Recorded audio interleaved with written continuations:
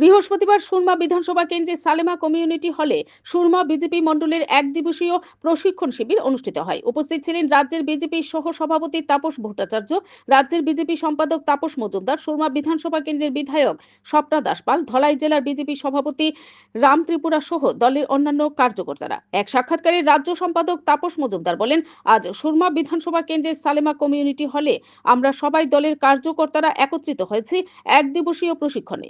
এখানে বুথ সভাপতি থেকে শুরু করে দলের সব কার্যকর্তারা উপস্থিত হয়েছে প্রশিক্ষণ বর্গে। এই প্রশিক্ষণের মাধ্যমে ভারতীয় জনতা পার্টির দলের বিকাশ, দলের কার্যপদ্ধতি, বিভিন্ন কর্মকাণ্ড থেকে শুরু করে উন্নয়ন, আগামী দিন দলকে শক্তিশালী করার জন্য দলের সব কার্যকর্তাদের প্রশিক্ষণ দেওয়া হবে। Bureau report, BTV Tripura news. একত্রিত হয়েছি সালেমা কমিউনিটি হল।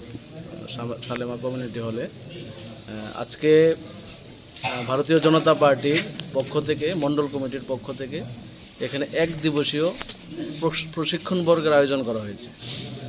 তো এখানে আমাদের বুথ স্তর থেকে, বুথ সভাপতি থেকে আমাদের যারা যারা দায়িত্বে আছে, উপরে জনপ্রতিনিধি যারা আছে এই মণ্ডলের অন্তর্গত, মোর্চার সভাপতি যারা আছে, সাধারণ সম্পাদক যারা আছে, এই ধরনের কার্যকর্তা যারা আছে, তাদেরকে নিয়ে আমরা এখানে এক দিবসীয় প্রশিক্ষণ বর্গ এখানে আজকে করব।